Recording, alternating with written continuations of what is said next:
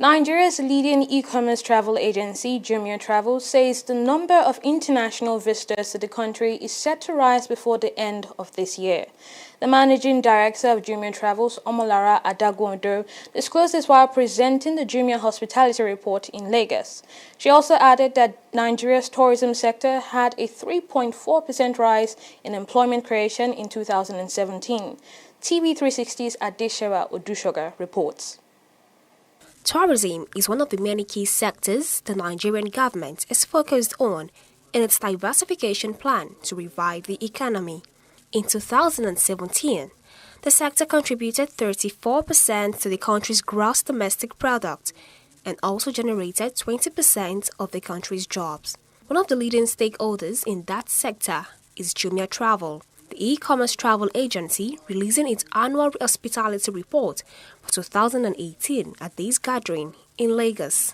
Presenting the report, the managing director, Jumia Travel, Omolara Adagondo, reveals the agency attracted 1.7 million tourists into Nigeria in 2017, with an increase expected by the end of 2018. One of the noteworthy developments we noticed in 2017 was the increase in number of international arrivals, unlike 2016. Because we had issues, if you all remember, from 2016, especially with Boko Haram in the northern part of the country. There was a lot of insecurity, there was instability, people were afraid to come into Nigeria. So in 2016, we had 1.065 million tourists, and we say that by 2018 we would have had 1.067 million tourists. We generated over 278 billion in revenue for last year, and we're still looking at another 1.5% increase by this year. She also sheds light on what influences a customer's choice of tourism destination.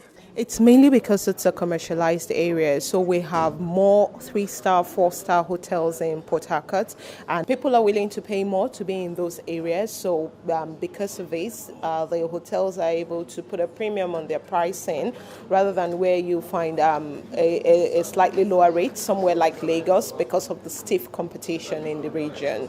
There is only one well-known industry in Ajaokuta, so because of that, it doesn't gather as much traffic as you would find in a place like maybe Calabar, Lagos, Port Harcourt, Enugu, or Ibadan. Because of that, the few hotels there need to drop the prices, both to encourage people to visit and to remain in business. Experts from various sectors present at the gathering weigh in on the report and expatiate more on the challenges confronting Nigeria's tourism industry and what can be done to address them. Insufficient flights. The highest number of flights between city pairs in Africa.